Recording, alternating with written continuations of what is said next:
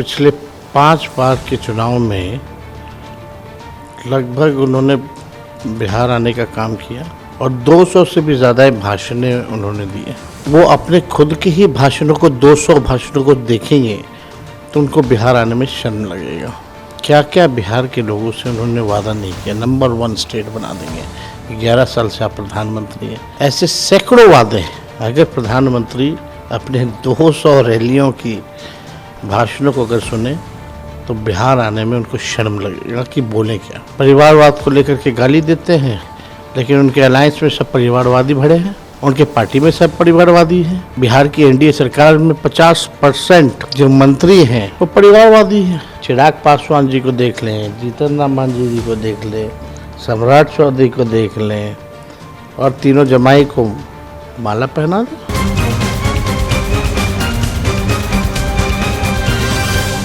देखिए, चुनाव है तो लगातार प्रधानमंत्री जी हों या केंद्र के कई मंत्री हों, आरएसएस के लोग हों, उनकी ABC टीम हो, लगातार बिहार आएंगे। केवल चुनाव है उसको लेकर के, लेकिन जब बिहार को ज़रूरत होती है तो कोई नज़र नहीं आता, कोई दिखता नहीं बिहार को मदद देने में, चाहे विशेष राज का दर्जे की बात हो, विशेष पैकेज की बात हो। नरेंद्र मोदी जी पिछले 5 बार के चुनाव में लगभग उन्होंने बिहार आने का काम किया और 200 से भी ज़्यादा भाषणें उन्होंने दिए। अगर वो अपने खुद के ही भाषणों को 200 भाषणों को देखेंगे तो उनको बिहार आने में शर्म लगेगा। क्या क्या बिहार के लोगों से उन्होंने वादा नहीं किया। नंबर 1 स्टेट बना देंगे, 11 साल से आप प्रधानमंत्री हैं, 20 साल से बिहार जो है एनडीए की सरकार है, राज्य में नीतीश कुमार जी मुख्यमंत्री हैं। आप कहते थे चीनी का मिल चालू करा देंगे, उसी चीनी का चाय पिएंगे। ऐसे सैकड़ों वादे अगर प्रधानमंत्री अपने 200 रैलियों की भाषणों को अगर सुने तो बिहार आने में उनको शर्म लगेगा कि बोले क्या। खैर, आएंगे तो देखेंगे कि यहाँ एनडीए का मतलब क्या है। यह एनडीए का मतलब नेशनल दामाद आयोग। सबके दामादों को तो आयोग में मोदी जी ने फिट कर दिया, सबको मंच में माला सम्मानित करेंगे। कोई नौकरी देने तो आ नहीं रहे, कोई महंगाई को रोकने तो आ नहीं रहे, कोई गरीबी मिटाने तो नहीं आ रहे, पढ़ाई दवाई कमाई सिंचाई की बात नहीं करेंगे। हिंदू मुसलमान नफरत की राजनीति। लालू जी हम लोगों के दल को जितना गरियाना है गरिया ले। वो आके देखें प्रधानमंत्री जी किसी पीड़ित के घर गए, पिछले बार भी आए थे पटना, रोड शो किया उन्होंने, लेकिन यही बिहार का जवान जब शहीद हुआ तो एक परिवार के लोगों से नहीं मिले, वो संवेदना नहीं प्रकट की। बिहार का लोग जब भी देश की सुरक्षा की बात आती है सबसे आगे खड़ा रहता है, पीछे नहीं रहता। क्या किया है। परिवारवाद को लेकर के गाली देते हैं, लेकिन उनके अलायंस में सब परिवारवादी भरे हैं, उनके पार्टी में सब परिवारवादी हैं। बिहार की एनडीए सरकार में 50% जो मंत्री हैं वो परिवारवादी हैं। अपने का नेशनल एनडीए मतलब नेशनल दामाद आयोग, तो किन के दामाद की आप बात कर रहे हैं? अब देखिए, मांझी जी के दामाद हैं ही, रामविलास पासवान जी के दामाद हैं, आप देखिएगा अशोक चौधरी जी के दामाद हैं, और अशोक चौधरी जी तो अलग ही है, वो तो कहते हैं आरएसएस कोटा भी है। अब हम तो जानना चाहिए भाई, एक तो बीजेपी कोटा है, यहाँ आरएसएस कोटा भी है। खुद तो अशोक चौधरी पे हम ज़्यादा बोलना नहीं चाहेंगे, क्या है वो बिहार की जनता असलियत उनकी जानती है, लेकिन प्रधानमंत्री जी को ये बताना पड़ेगा ना, बिहार के मुख्यमंत्री नीतीश कुमार जी को बोलना पड़ेगा ना कि आरएसएस कोटा कहाँ कहाँ है, किस किस के लिए है। यही मुख्यमंत्री जी पहले कहते थे कि अमित शाह के कहने पे फलना व्यक्ति को जो है हमने दल का राष्ट्र उपाध्यक्ष बना दिया। अशोक चौधरी कहते हैं कि आयोग में आरएसएस कोटा चलता है। हम सब बिहार के लोग जानते हैं कि आरएसएस कोटा पे बिहार में नई पार्टियां भी बनाई जा रही हैं। बिहार के लोग जानते हैं, पहचानते हैं आरएसएस कोटा वाला लोग को, बीजेपी की बी टीम को। आरएसएस कोटे से जो नई नई पार्टियों का जन्म हुआ है, किस कारण हुआ है, लोग जानते हैं। और यही नहीं, बिहार चुनाव के बाद नवंबर तक ये जितनी पार्टियां, नई नई पार्टियां जो हैं, जो घूम रही हैं, वो कहीं नजर आने वाली नहीं है।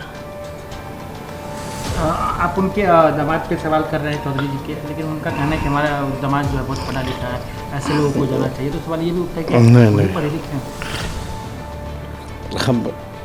हम तो इस पे कहेंगे नहीं कुछ भाई। तो दमादे बनने के बाद वो क्यों बने? सरकार तो नीतीश जी की 20 साल से है, दामाद बनने से पहले ही बन जाते हैं।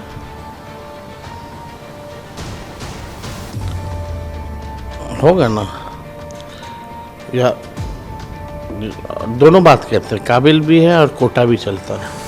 जो काबिल लोग होते हैं उनके लिए आरएसएस का कोटा क्यों चाहिए भाई? फिर ये तो अशोक चौधरी जी बताएं। अगर आपका दामाद इतना काबिल है, पढ़ा लिखा है, कोई हमको कोई शक नहीं, हो सकते होंगे, तो आरएसएस कोटा क्यों चल रहा है? फिर एलएलबी भी अगर की है तो हमको तो कभी वकालत करते हुए लोग नजर नहीं आए। हम तो क्रिकेट खेले, फर्स्ट क्लास क्रिकेट खेले, आईपीएल तक गए, लोगों ने खेलते हुए देखा है, लोग जानते हैं। उनका कहना है कि आज जब आपके बारे में सवाल किया गया तो चौधरी का कहना है कि आरजेडी जो है 25 सीटों पर सिमट जाएगी। कैसे देखते हैं उसको? देखिए, वो बेचारे मेरी माँ की कृपा से पहली बार मंत्री बने थे, फिर कांग्रेस पार्टी में गए, कांग्रेस पार्टी में ही थे, उनके पिताजी कांग्रेस पार्टी में थे, माँ के कैबिनेट में ही माँ की कृपा से, कांग्रेस पार्टी की कृपा से वो मंत्री बने। अब जहाँ भी जाएं, कहीं भी जाएं, खुद जेडीयू कोटे से हैं, बेटी एलजेपी कोटे से हैं, दामाद आरएसएस कोटे से हैं, खुद बीजेपी के गठबंधन की सरकार में हैं। ऐसे लोगों का कोई क्रेडिबिलिटी नहीं होता। जिस थाली में खाते हैं उसी में लोग छेद करते हैं। और इसीलिए लोग नीतीश जी को अचेत अवस्था में देख करके इन लोगों को लग रहा है कि इन लोगों को ईश्वरीय वरदान मिल गया है, जितना मलाई और रेवड़ी पार्टी में बांटना है बांटो, लेकिन निशांत को नहीं आने देना है। अपना बाल बच्चा सेट करेंगे अशोक चौधरी जी, एमपी बना देंगे। और ये तो दुर्भाग्य की बात है ना, कुणाल किशोर इतने बड़े नाम थे, तो उनके दामाद को एक आयोग का मामूली सा सदस्य बनाया गया और बेटी को एमपी बना दिया गया। यानी दामाद साहब बेटी का पर्स लेकर के घूमेंगे। लेकिन सवाल ये भी उठता है कि वो लोग आप पे भी आरोप लगा रहे हैं। अरे हम लोग पे तो अभी से लग रहा है लगातार। तो 2005 में क्या मुद्दा था? यही मुद्दा था। 2010 में क्या मुद्दा था? यही मुद्दा था। 2015 में क्या मुद्दा था? यही मुद्दा था उनके लिए। 2020 में क्या मुद्दा था? यही मुद्दा था। 2025 में भी यही मुद्दा है। उनके पास उपलब्धि अपनी है नहीं ना सरकार की, ना भाजपा ना ही आपका बीजेपी, कोई उपलब्धि नहीं है। ना उनकी छोटी मोटी सहयोगी पार्टी तो छोड़िए, वो तो जो जितना दाना देगा उतना हमें संतुष्ट रहेगा। लेकिन आप ही बताओ, प्रधानमंत्री जी अगर परिवारवाद के खिलाफ अगर बोलते हैं, ये लोग हमारे परिवार को गाली देता है, तो प्रधानमंत्री जी के जो बीजेपी कोटे के जो डिप्टी सीएम बिहार में हैं, उनके पिता कौन है? उनकी माता जी चुनाव लड़ी, उनके भाई जदयू कोटा में हैं, खुद बीजेपी कोटा से हैं। पिताजी भी हर पार्टी में रह लिए, बेटा भी हर पार्टी में रह लिया। माँ भी चुनाव लड़ी, कहाँ से लड़ी, कौन लड़ाया? और आखिरी बार बेचारा चुनाव सम्राट जीता तो हम ही लोगों के दल से आखिरी बार चुनाव जीता, फिर चुनाव लड़ा हारा, अब बैकडोर से डिप्टी सीएम है। तो ये तो प्रधानमंत्री जी अगर परिवारवाद के ऊपर देखते हैं तो थोड़ा चिराग पासवान जी को देख लें, जीतन राम मांझी जी को देख लें, सम्राट चौधरी को देख लें और तीनों जमाई को माला पहना दें। आप निशांत की बात कर रहे हैं कि आपको सही में लग रहा है निशांत को क्यों नहीं वो लोग जो भूंजा पार्टी वाले लोग शाम में हैं, वो लोग नहीं चाहते ना कि सामाजिक न्याय की राजनीति हो। निशांत आएंगे तो सामाजिक न्याय की राजनीति होगी, उम्मीद है। एक आप सवाल कि आप कह रहे हैं क्या नीतीश ये जितने भी आयोग बने, ये जो भी हो रहा है, क्या नीतीश जी को आप कहते हैं कि अचेतावस्था में अगर क्या वो सही रहते ये सब हो पाता? जैसे कि आपने आरोप लगाए कि उनके रिटायर्ड ऑफिसर्स की पत्नी को बनाया गया है। तो बना ही गया है। अब नीतीश कुमार जी क्या करते हैं नहीं करते हैं, ये तो वही जवाब दे तो ज़्यादा बेहतर हो।